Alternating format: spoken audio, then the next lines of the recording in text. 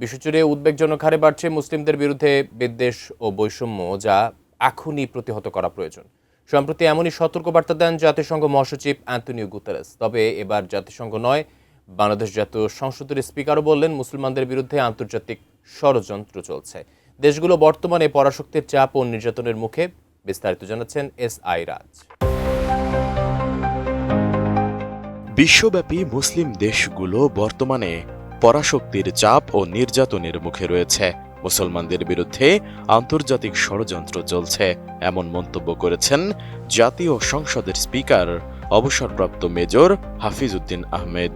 তিনি বলেন, পবিত্র ঈদুল আজহা আমাদের জন্য ত্যাগের বাণী নিয়ে এসেছে। দেশের বৃহৎ একটি অংশ অর্থনৈতিক কারণে কষ্টে রয়েছে বলে মন্তব্য করেন তিনি। একটি গণতান্ত্রিক সরকার দেশে প্রতিষ্ঠিত হয়েছে। আমার দৃঢ় বিশ্বাস আগামী দিনগুলোতে গণতান্ত্রিক সরকার জনগণের আশা আকাঙ্ক্ষা প্রতিফলন ঘটাতে সক্ষম হবে। মুসলমানদের বিরুদ্ধে আন্তর্জাতিক ষড়যন্ত্র চলছে।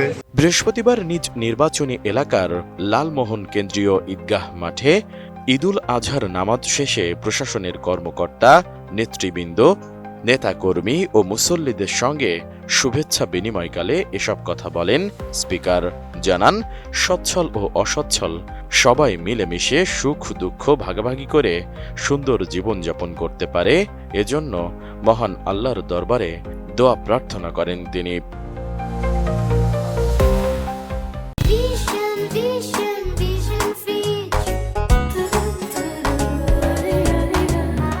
এ সময় দেশবাসীকে ঈদের শুভেচ্ছা জানিয়ে এই বীর বিক্রম বলেন, জাতীয় সংসদের স্পিকার হিসেবে নিজের জন্মস্থানের মানুষের মাঝে ফিরে আসতে পেরে তিনি অত্যন্ত আনন্দিত।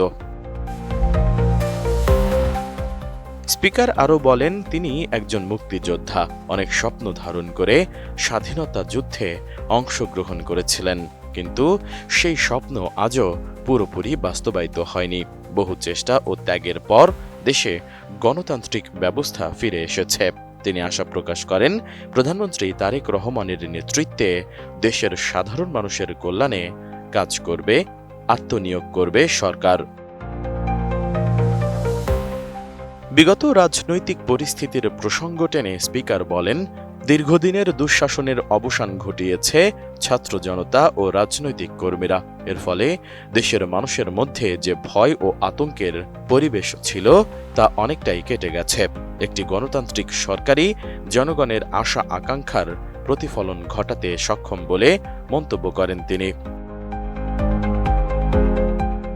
স্পিকারের দাবি, বর্তমানে মানুষ তুলনামূলকভাবে স্বস্তিতে আছে এবং রাজনৈতিক বিশ্বাসের কারণে নিপীড়নের শিকার হতে হচ্ছে না, যা তার ভাষায় গণতন্ত্রের একটি ইতিবাচক দিক।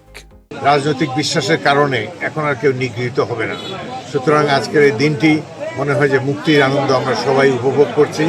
SI রাজ, ATN নিউজ।